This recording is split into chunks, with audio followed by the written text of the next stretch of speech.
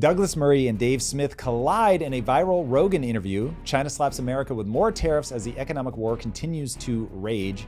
China pressures Chinese companies not to open manufacturing bases in other countries. Bessent breaks down how the tariff game will play out. Dr. Phil makes the case to Trump that China is buying American farmland near our military sites on purpose. And Minecraft the movie introduces a new generation to the joys of interactive cinema. Drew, Douglas Murray, and Dave Smith were getting pretty heated about something I call the dumb voter problem. It's pretty crazy. Yeah, they were going at it. You talk about this dumb voter problem a lot. I think we need the level set on it before we jump into their commentary, before we play a clip. What do you mean if you could give it to me 35 words? Okay, super succinctly, there is a belief by some people that some people are too dumb and they need their narrative controlled. A lot of people are calling that the experts problem. I know Sam Harris did a video about that. We don't want just anybody to become the expert on anything. Podcast, anybody with a mic is an authority, things like that. Yep. Even my boy Asmongold was going on a riff. I saw it today. I don't know when he recorded it, but recently, about we need to disenfranchise more voters. Fewer people making decisions, Drew. That's what the world needs. I get the impulse, but I think ultimately it is very misguided. And we saw it play out in a very heated exchange. The interesting thing is there's two ways to approach the clip that I assume we're about to show people from Rogan, where Dave Smith and Douglas Murray were arguing. And one is that they're like two ships passing in the night. They're not having the same conversation, which is why literally just the opening salvo is like almost 50 minutes long, 50, where they're just trying to understand where each other's coming from. And at one point at like 38 minutes or something, Douglas Murray's like, nope, you still don't understand my point. So this is one of those, and I get it. I've fallen prey to this. I've thought I've understood somebody and gone down a path, but there is a mechanism by which you can tease that out. We'll talk about it after we see that so that you don't death loop any more than you absolutely need to. And then the second part is do we want to control the narrative? That I think that's Sam Harris's position. He does not think I accurately represent where he's coming from. So let's keep that in mind. I think that Douglas imbues that same idea of there is a knowable narrative. We need to have it, and to not have it, he kept using the word weird. We're going to talk about that. And then should only experts be allowed to speak? And we'll talk about that. But to set things up, I love that Rogan had these two people on.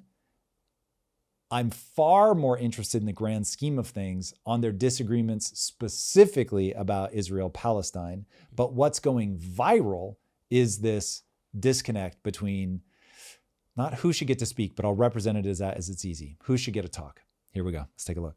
I don't quite get, what's all the appeal to authority stuff? I mean, you have to be an expert? Or, no, I think what authority exactly matters. I think expert? authority matters, and I think that if you just throw a lot of shit out there and then say, I'm not interested in the alternative views on this, and particularly when it's a counter-narrative that is wildly off. And when you get people, look, I just feel, we should get it out straight away, I feel you've opened the door to quite a lot of people who've now got a big platform who have been throwing out counter-historical stuff of a very dangerous kind. Look, these guys are not historians. They're not knowledgeable about anything. No one's calling Ian Carroll No, a historian. but then why listen to their views on Churchill? Darryl is incredibly knowledgeable. He's not. It's just he's not. Yeah, he's he not. Is. He's Why do you say wildly... Several reasons. One is, when he was offered to debate the current greatest living biographer of Churchill, he said, I can't, because he knows much more than me, and I admire his work and I've learned from it, but I can't possibly debate him. That's Andrew Roberts. But you don't have to be able to debate people to have opinions. No, on you things. don't have to debate people. If it's not your thing. But if you, for instance, but if you say, I've decided that Churchill is the bad guy in the World War II. It's not what he said. It's not what he said. Neither Carroll nor Cooper have said that. But if you only get the contrary view, which is, isn't it fun if we all pretend Churchill was the bad guy of the 20th century? At some point, you're going to lead people down a path where they think that's the view. And that's horse shit. It is very important that people understand that their thinking sits on top of a foundation. That foundation has three parts, very simply. Your biology, so you react emotionally to things, and that emotional reaction and your biological ability to process data. Like all of these things play into how you see the world. Some people can deal in higher nuance, more resolution. Other people need things slightly more simplified. So biology, that's one.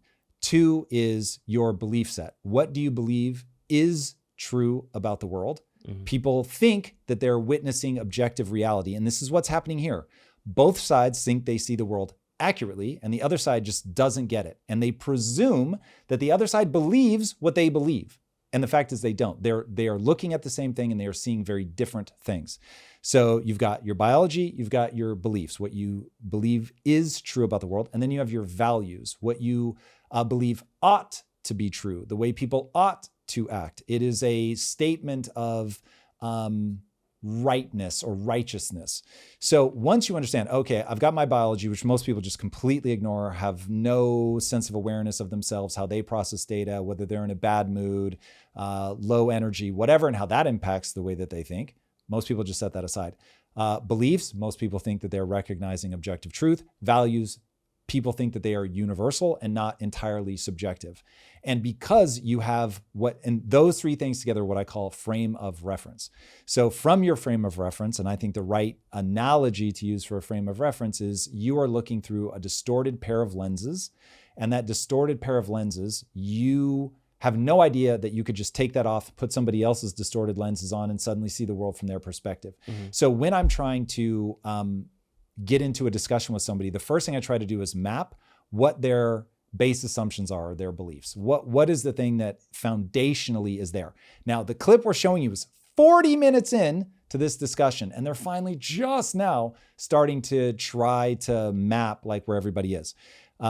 I think if you understand Douglas as saying it's perfectly fine for anybody to talk who wants to, but dear Joe Rogan, dear Dave Smith, as podcasters who have a platform, you have an obligation, you ought to have, so values, you ought to have a balanced take. You need more experts that can tell you what's real. And if you want to balance out all the people that are talking that have entertaining perspectives but are not necessarily accurate, fine, but you ought to balance that out with these experts. Now, he's never able to articulate why, but it certainly isn't difficult to prognosticate.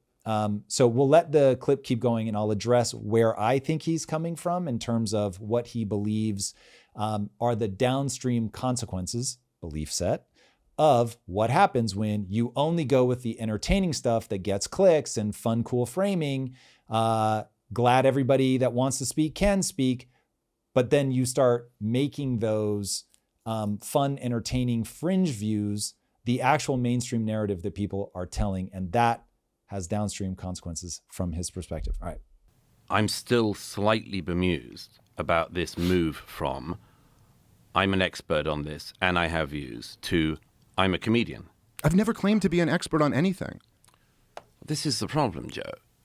I mean, if somebody Wait a minute, says you have to claim to be an expert on something to have an opinion on something? No, you don't have to be. You don't have to be. But so what's this is the like issue? I'm not a historian, but I'm pumping out history. But wait a minute, I'm what not about an expert, but I'm talking all the time about but this. But you're not thing. even talking about specifically on what he just said. No, I'm saying this is my point about this. You say I'm not an expert. So what's the solution? To not talk about it? No, it's to have more experts around. Well, the expert class hasn't done a great job, I know, man. This is follow the science. We're now, 41, almost 42 minutes into it, and Douglas Murray is saying you still don't understand what I'm saying. This is why I say so often, longtime listeners of the show, especially people that come to the lives, will have heard me say the following phrase over and over and over. Say in 35 words or less what it is you're trying to articulate. Because it forces people not to talk in fractals. It's like, okay, I'm going to simplify this down to, because what I'm trying to get you to is you have a belief. What is the belief? Or you have a value. What is the value? What is the thing that's driving this conversation? If Douglas Murray had said something, and I think, and maybe when he hears this, he'll be like, I totally disagree with Tom's summation. But I think Douglas Murray's stance can be summed up in the following way.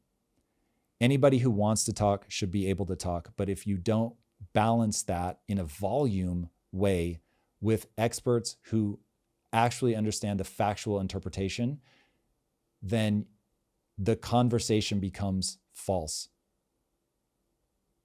And so obviously with more words, I could take it even farther, but like just to keep it concise.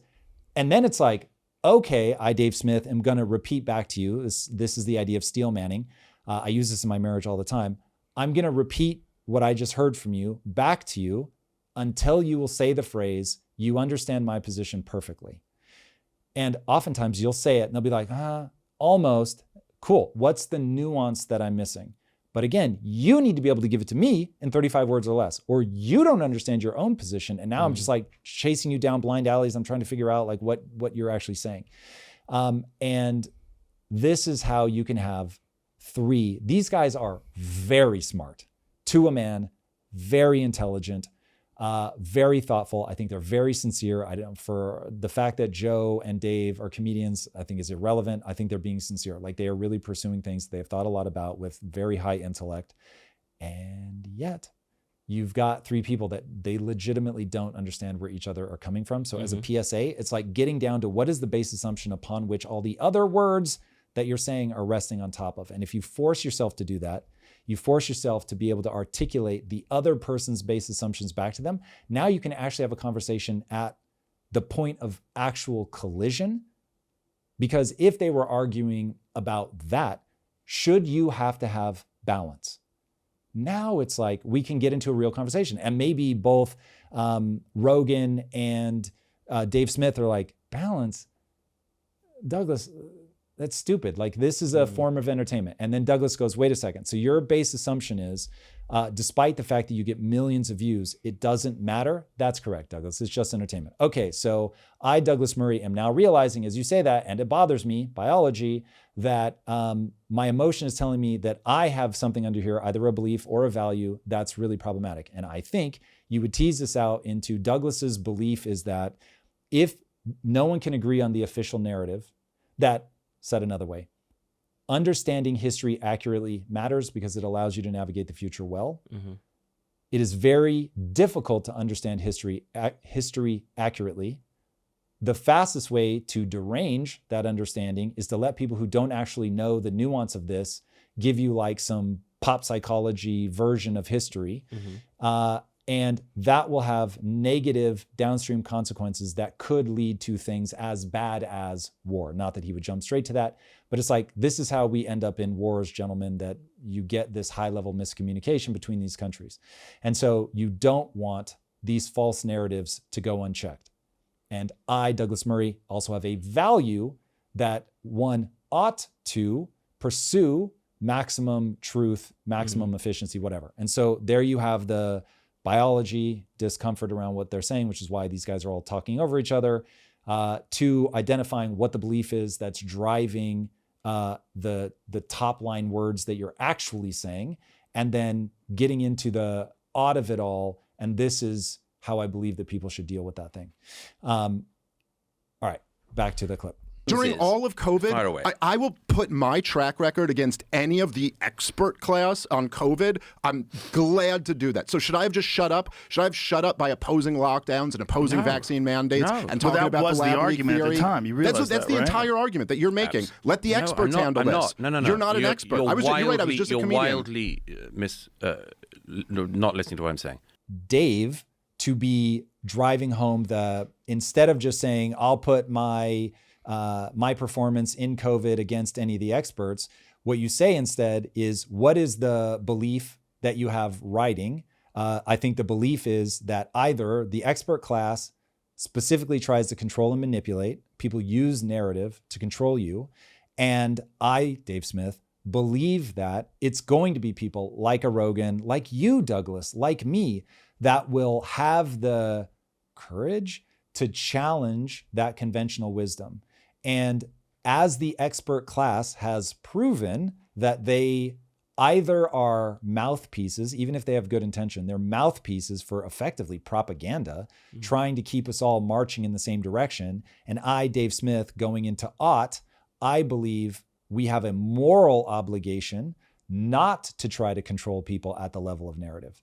And so, yeah, you need people like me, expert or not, to speak up because you've got to resist aggressively the urge that governments will have to control the way that people think. Now, if they had laid all that out, then it's like, oh, we can debate that, but they keep debating this is what my wife and I call, don't argue about the tea. One of the biggest fights we ever got into, probably the biggest fight we ever got into, was about a cup of tea. And 2 hours into the screaming match, I'm like, there's no way I'm this mad about a cup of tea. So what are we actually talking about? And that's when we got down into the base assumptions, values, all that. And then it was like, oh, this is easily resolvable, but not when we're yelling about the tea. I can kind of see both of their sides. Dave using the COVID example, Douglas Murray using the history repeats itself example. But do you think even at the fundamental historian podcaster, should there be a line drawn in there? Should non-experts be even allowed to talk? Do you think that should be a thing, as opposed to if they don't talk, and everybody kind of goes into the consequences? Let's just start at the very beginning. Do you think that? Okay, so getting into my own is an ought. Okay, so I think that it is absolutely true that history is a long string of the elites controlling the narrative as a way to control the populace. And I hate everything about that. But I am well aware that it is not going to be consequence-free to live in an era where anybody can talk at all times. It's good, my own ought here, it's good because now you're not able to trap people with one top-down narrative, which is exactly what happened to all of us during COVID. I think it had wildly deranging consequences. I don't think that people trust the government. This is certainly a big reason that I ended up swinging over to voting for Trump, because I was like, this is crazy to me. I feel like the authoritarian inclinations of the Biden administration are so strong that I want to get out from under this massively. And so this was really what woke me up from a political perspective, was all throughout 2021, 2022. I was like, what is happening? I feel like I'm being lied to, up, down, left, right, B, A, select, start, like every direction that they're coming from. This is just, it's clearly BS.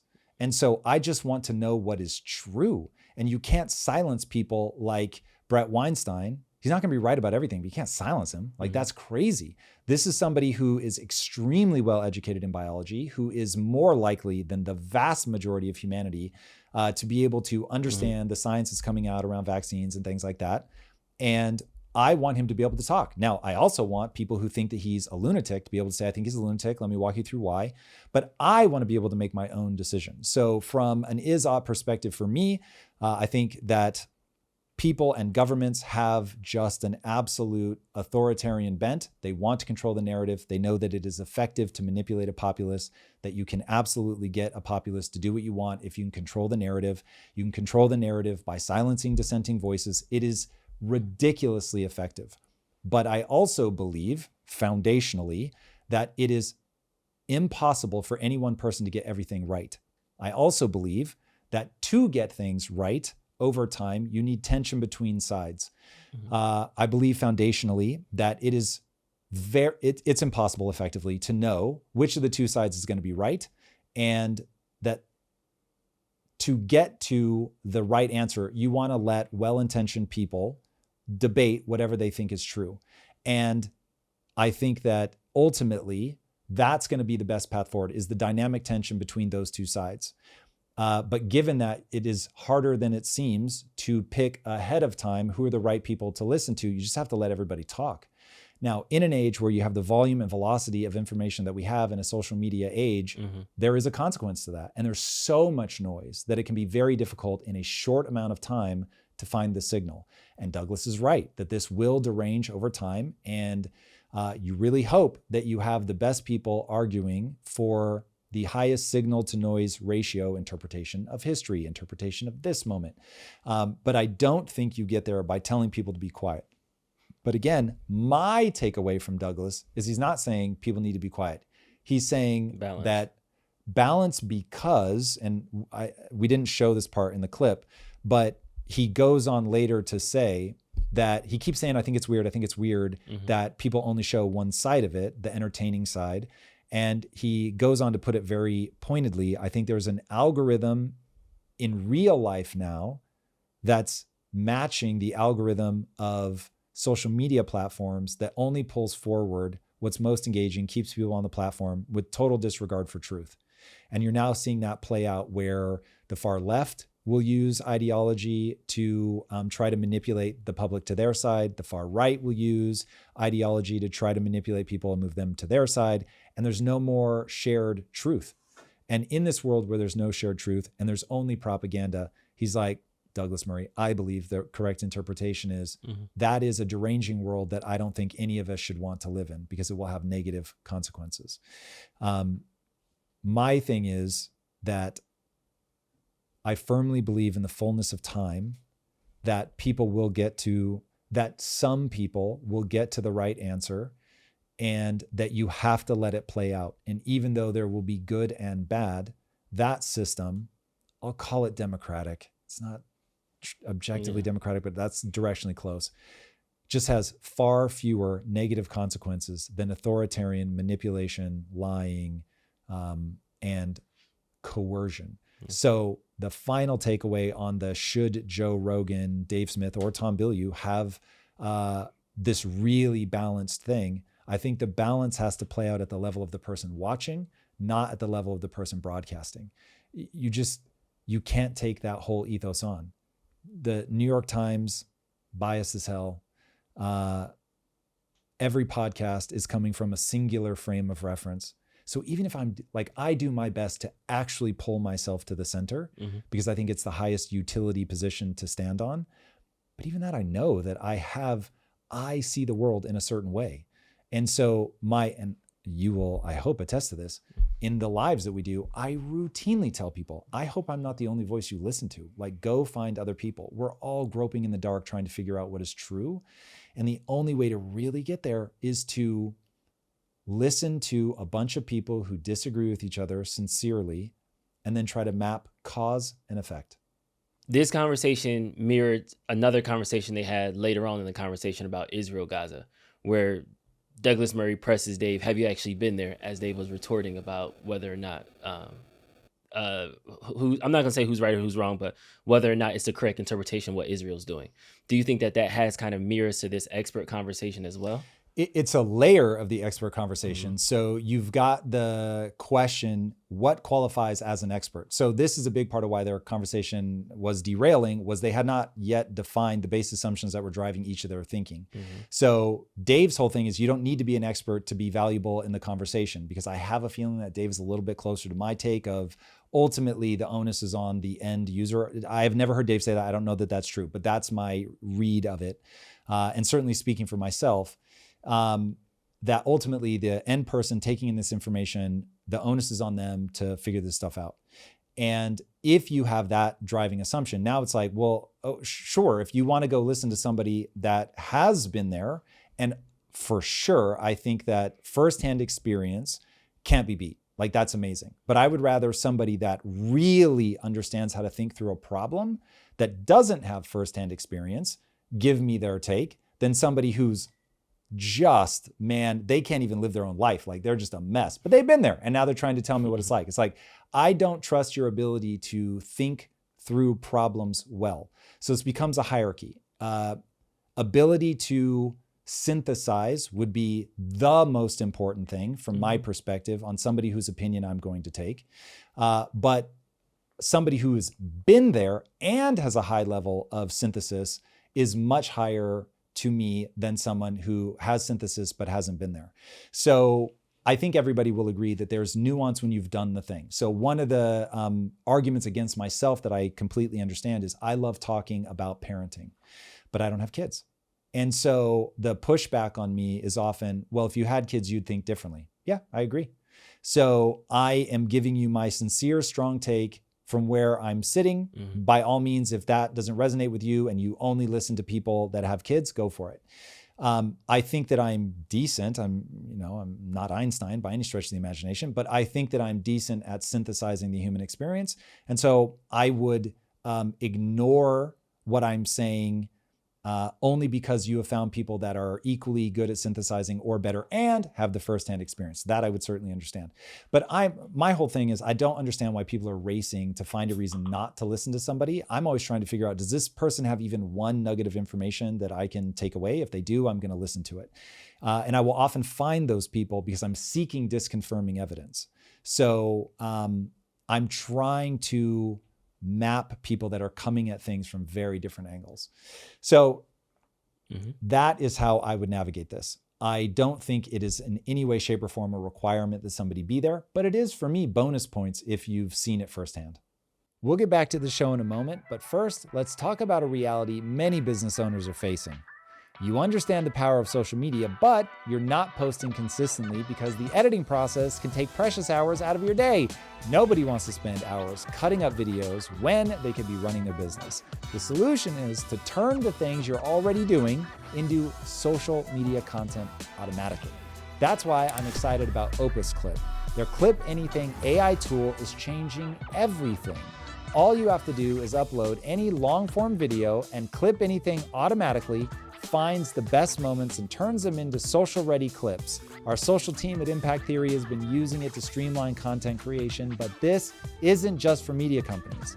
It's for any business owner who needs to maintain a social presence without sacrificing hours to video editing. Here's your chance to try it. Go to opus.pro/clipanything and give it a try for free right now. That's opus.pro/clipanything. And now let's get back to the show. All right. In Liberation Day watch, day 9, you'd have thought this thing been going on forever. China has raised... Crazy, that's only been 9 days. It's only been 9 days. That's bananas. China has raised their tariffs on us. We have it at 145, and they just increased their 84% to 125%. You clap, someone's going to clap back. This move is in response to tariffs by the Trump administration. Trump's universal tariffs on China total 145% right now. The president has paused most of his new tariffs, at least for now, but we'll be watching for potential impacts in the stock market after the opening bell. Man, it seems like this trade war is not slowing down anytime soon. Definitely not. Once you realize that the war is really between the U.S. and China, this is going to keep escalating until somebody blinks with an off-ramp that they can take that doesn't look like a blink. So, because both sides now have to look good in front of their citizens. And so I certainly hope that there is something that allows for this to de-escalate, but I am very much of the camp, something has to change. The status quo leads to a dire future as Thucydides' trap all but guarantees that we're going to end up in we're either going to play this whole game out economically and we either win or lose decisively. Mm-hmm. We go, not the game I want to play anymore. Or it's going to play kinetically. And I'd much rather it play economically than kinetically, but a global depression is pretty bad. So you certainly don't want to end up in that position.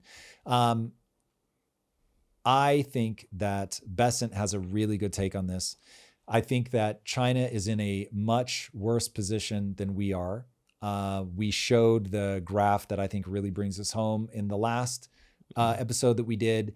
But the amount that China sends to us for purchase is much larger than the amount that we send to them for purchase. So Besson had warned about this, I don't know, a week ago or whatever, or maybe it was on Liberation Day. So whatever, by the time people hear this, it'll have been almost 2 weeks. But you've got the scenario where he is warning people, the debtor nation, the nation that is behind in the trade game, when it comes to the tariff war, they usually win. And China is in a more precarious position than we are. Depending on how people read Trump giving the 90-day reprieve will determine how you read the following statement. But I think that the U.S. is in a stronger position. I think Trump has the constitution to keep pushing until we're in a dominant position. And I think he will go all the way into a recession. I think he'll pump the brakes before we get to a depression. And so some people think that him backing off was a sign that he thought he was worried that it was going to go too far, that it was going to spill beyond a recession. I don't think that that's got the highest utility or the highest predictive validity. I think it's something more like, I need to show the world that we're for real, that we will do this. But at the same time, my only goal is to isolate China. So if I got what I needed, which is the 75 purported countries that are lining up to negotiate, I mean, you've even got, this is a headline level, I haven't dove deep on this, but at the headline level, looks like Italy is even willing to go against the EU, not come as a bloc, come individually. If you start seeing stuff like that, if we can get a big partner like Japan to go, yeah, I'm here for the new world order. I get it. And we're going to remove our tariffs. We're going to remove our non-tariff trade barriers and really get close to parity. Then all the world starts going, like we need to really get in line. And it might've been Bessent who said this. I think it was. Oh man, he used really harsh language. I wish I had pulled this clip. Maybe it is one of the ones we have, but he said there was a country, I forget which, that was thinking about aligning with China. And he was like, he didn't say suicidal, but that was like, the language was almost that hard. Like, that is not the game you want to play, implying that we would be very punitive if they do that. Happy. I'm curious to see how this actually plays out, because I'm using this story with Shein, popular Chinese retailer that is actually looking to diversify its supply chain. But the Chinese government is now warning them that they should consider otherwise. And I remember the Jack Ma story a couple years ago. He said something about China, disappeared, came back 6 months later. Now he loves the government. There is some other... He's 30 pounds lighter and loves the government. It's like, that's interesting. There's other knobs here that China can pull that I don't think America, just because we're not that level of government, can do. Do you think China's going to start strong-arming companies to make sure they win? Of course. They're an authoritarian company. This is what they do. For the good of the organism, we will do whatever we have to the individual, including Uyghur minorities in concentration camps, re-education camps. Sorry. So yeah, that is the strategy. The strategy is, we know best, shut up, do what you're told. That's the strategy. This is why I'm so freaked out. Look, I stand in awe of what China has been able to do economically. I'm just not willing to pay the price. I am not willing to give up freedoms, liberty, because I think on a long enough timeline, that ends up being so destructive. You can't play around with that. But that's my is and not. Yeah. And continuing right into it, this is Bessent explaining his radical economic plan, how he justifies the reasoning of the recent stock market volatility. For a moment too, that one of the things that the tariffs are doing is we are pushing back against other economic systems. So the Chinese have a very different economic system. They have low cost, some would call it literally slave labor.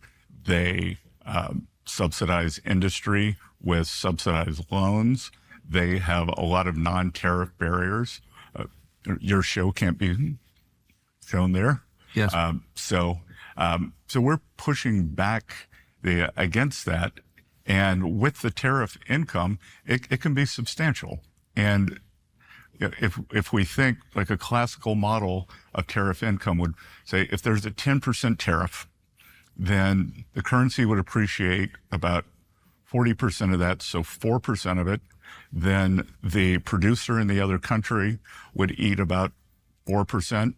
And then the U.S. consumer might have a one-time price adjustment of 2%. So, in a 10% tariff, maybe the consumer pays 2% of it. We saw there's a study out recently from a group at MIT that shows that with President Trump's first China tariffs, which were approximately 20%, the price level went up 0.7.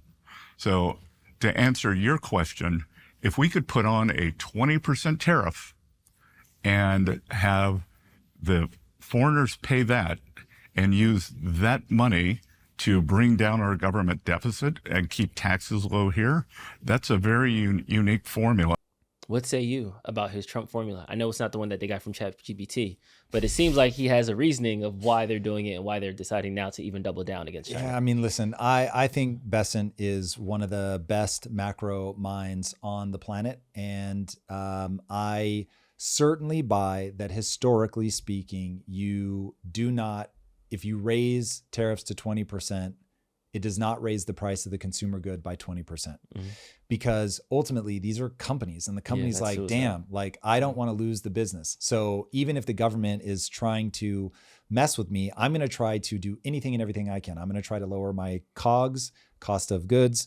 I'm going to try to eat some of it so that I can keep my price down. Like I remember at Quest, we would change an ingredient. That ingredient would be more expensive, but we knew there was a psychological barrier for people to make a purchase. So whatever, if they were $3.99, you know that you don't want to be $4.15. You don't want to be $4.20. Like you want to stay at that $3.99.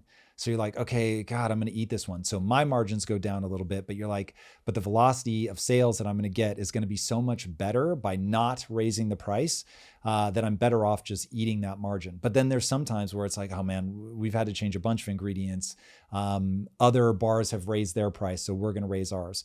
And so this is where it's going to be this whole game of, this is why the free market is so effective.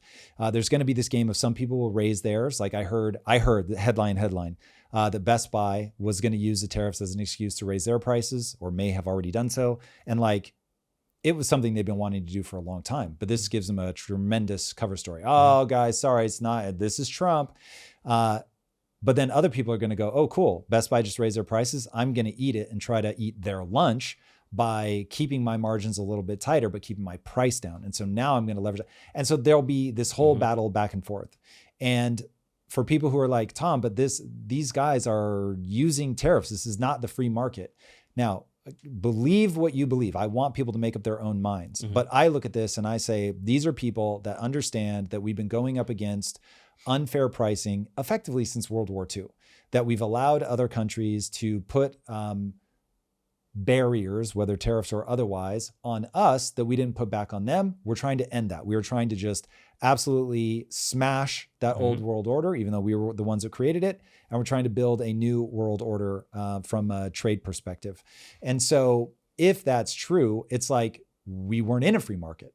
And so listen to Kevin O'Leary's rant that we played in the last episode about like, there are so many American companies, Canadian companies that are getting just absolutely ripped off by the Chinese government. Now, if they're wrong about that, let's argue that. Yeah. But if those things are true and you've got all these barriers being placed in the way of our commerce, but we don't put any barriers on anybody else, you're already not in a free market. And so I do want to see us get to a free market. I don't want to live in a totally manipulated world forever. So for me, this is about reorganizing the world order from a trade perspective so that we can hopefully get to a truly free market, so that competition, innovation is what wins the day. 100%. And to make matters worse, Dr. Phil sat down with Donald Trump and laid down how China is buying up farmland mysteriously close to military encampments. Somebody did another map that shows they're close to fiber optic lines. I will just say, hold your tinfoil hat, even if you don't put it on. Because this is one, I have not done a deep dive on this. So Douglas Murray would be so ashamed of me right now. I'm going to talk all about this, but I'm certainly not an expert. So yeah, I don't know whether I should be tinfoil hatting this and this is like super conspiracy land, or if this is like, obviously. Anyway, play this and then we'll talk about it. That is where Chinese government has funded buying major farmland. Yeah. And then superimposed on that are some of our most strategic military bases.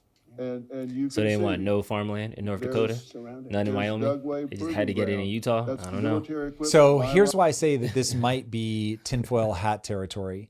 Some of the farmland they have is by military bases, but there's a ton of farmland that is not. But the farmland, certainly the farmland areas like in the center of California that I'm familiar with, that's just the best farmland in America. So it's not like if they were buying it in North Dakota right next to, like a nuclear launch site or something, then I'd be like, yo, that's super sus because so little farming is done in those areas. But no, I mean, I'm looking at the map. Again, this is not my area of expertise, but being from California, I can certainly speak to that one. looking at the Washington one, certainly some of the areas that I see, the one up against the Canadian border, I'm a little more sus about. My sister used to live up there, and I don't think it's really known for farming. But the one against the Idaho border, that's like their Napa Valley. So it's like, none of that seems crazy to me. So at least the areas that I know, there is a case to be made that this is just, we're buying up all the like prime farmland, but that's bad enough. Like, I don't need this to be that it's by military sites. Now, if I'm China, this one happens to be by a military site, it just goes up in value. Not that it's the sole reason I'm doing it, but that one's even more valuable because now we can keep eyes on it. Listen, America, I promise you, is trying to keep eyes on China. So do not be surprised that China is trying to keep eyes on us. The bigger question is, how much foreign investment do you want in things that are critical, like farmland? And this is one, man, it's interesting in my own mind, watching how my values shift over time as I begin to upregulate my concern over a kinetic war with China. And I'm like, ooh, interesting. Now I start, COVID really changed things for me, where I saw, oh, damn, like we're not manufacturing anything here. And so now I've got somebody who's becoming more and more of a competitor that controls a lot of things that are essential to the functioning of my country. That's just dumb. Like, as a capital allocator running a company, you look at things like that and you go, oh, strategically, you just can't have that. Like, you might have reasons why it's easier, it's this, that, or the other, but it's like, you can't have that. Yeah. And so you just have to have these hard lines. And again, people that have heard me talk will have heard this a lot. Being able to be choked out from a manufacturing perspective is a hard pass for me. You can't do it. You can't put yourself in that position. It's too weak. Countries do invade. It hasn't happened in our lifetime on our soil, but throughout history, it's happened all the time. Yeah. Man. And in culture news, Minecraft is going crazy right now. Dude, this is nuts. I want to go see the movie. I never go into movie theaters anymore, but seeing some of the footage of kids watching Minecraft and going absolutely berserk at the, what do they call it? The chicken jockey. Chicken jockey, thank you. Is like, I'm tempted, I won't lie. This reminds me of, this gonna make me sound so old. This reminds me of Rocky Horror Picture Show. Mm-hmm. It's doing $300 million at the box office. It's killing Snow White. So let's go. It's the biggest superhero video game movie, I should say, opening of all time. Which brings me to my question: favorite video game movie?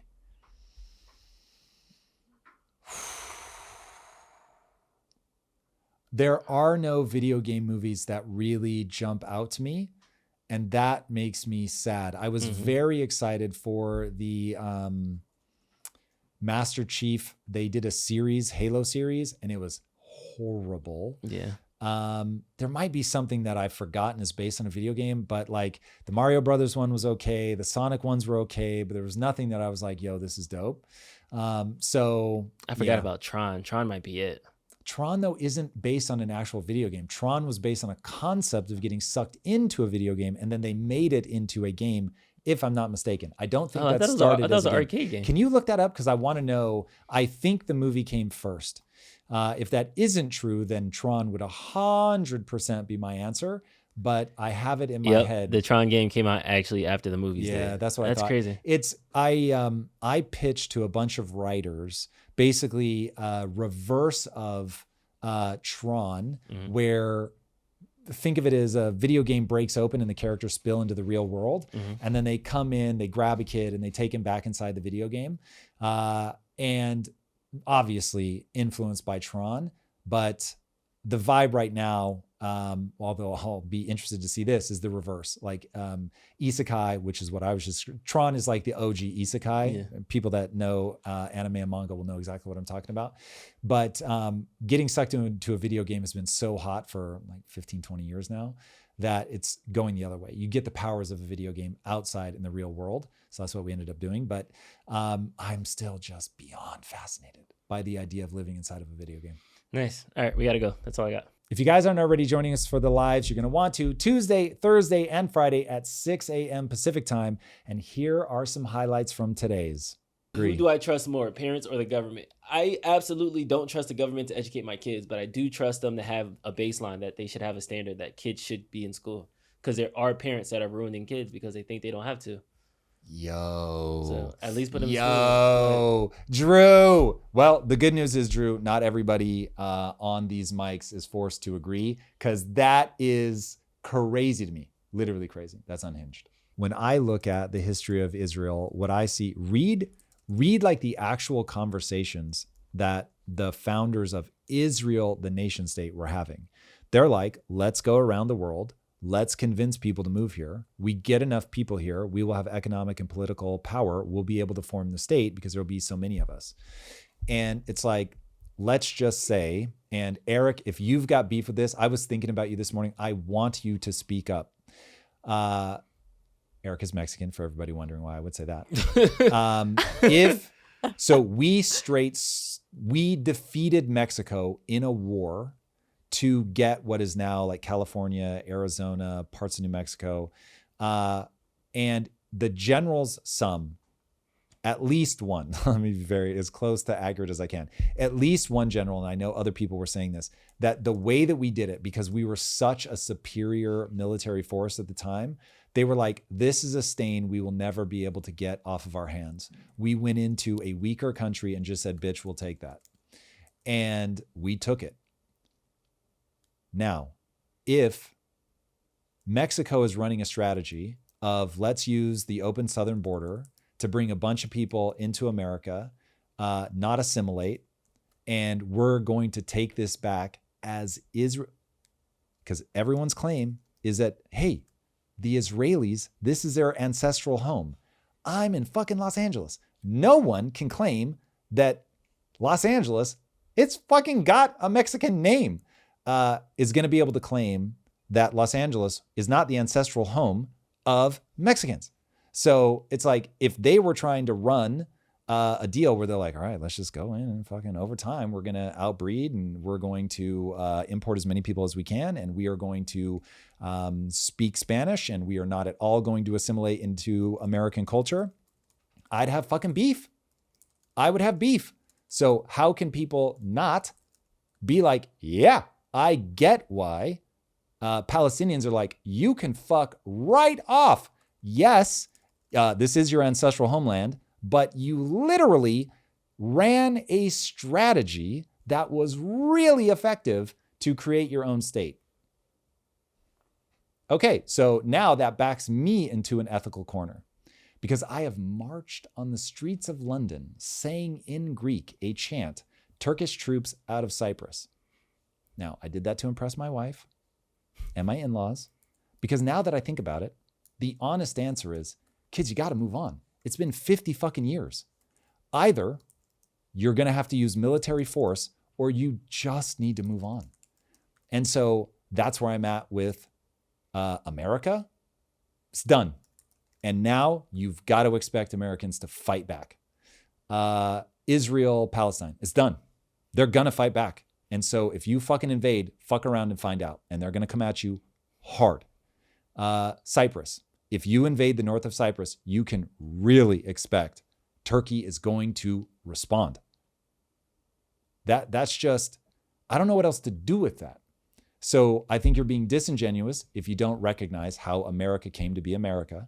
I think you're disingenuous if you don't understand how Israel came to be Israel. And I think you're disingenuous if you think people are just going to be like 70 years later, 50 years later, in our case, 250 years later. That's not quite true. Less time for America. That we're not going to be like, yeah, I'm going to fight back. So that's the messy reality that we live in. Okay. Give me the most hateful response to that from chat. Who's mad? Because there's no way people are like, yeah, word. I just had one too. Not I lost it. Possible. October 7th was horrific, but decades of oppression, blockade, and displacement have pushed people to the edge. No people can be crushed forever and stay silent. Yeah, I agree. Here's the thing. Were they?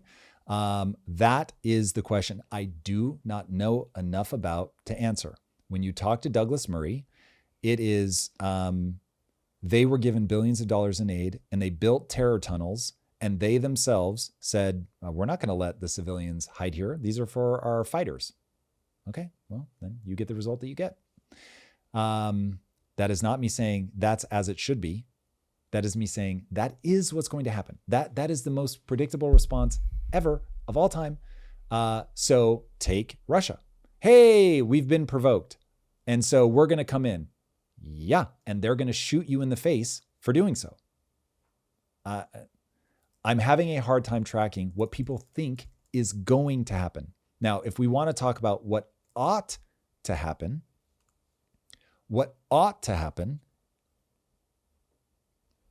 gets complicated very fast, but I will certainly give you my answer. What ought to happen is the Israelis clearly need a state. They did it it's a gangster way, man. Fuck, this is so complex. If I were doing it, I would do what they did.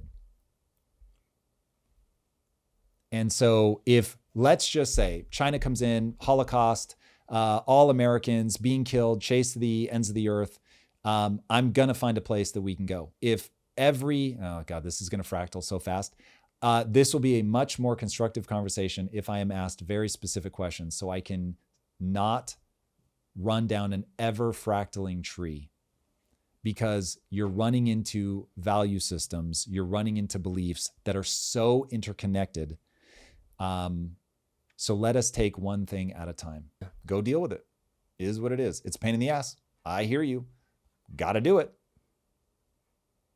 Yeah. I am surprised. That's real. What people are pushing back on is it's a pain in the ass. It's real. Not I can't do it. Yeah. I agree. It is a pain in the ass. I have a wife that took my name and she had to go through changing all of her documentation, all of it. And this was all back in the poverty days.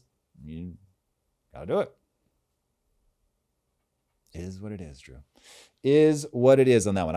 On that, I don't, while I totally understand, nobody wants to do things that are a pain in the ass. Empathy at 0. So, but it's one of those things, and like, is it? Red light. Yeah, because I feel like what is the alternative agreement? Because I mean, pain in the ass is like the number 1 and number 2.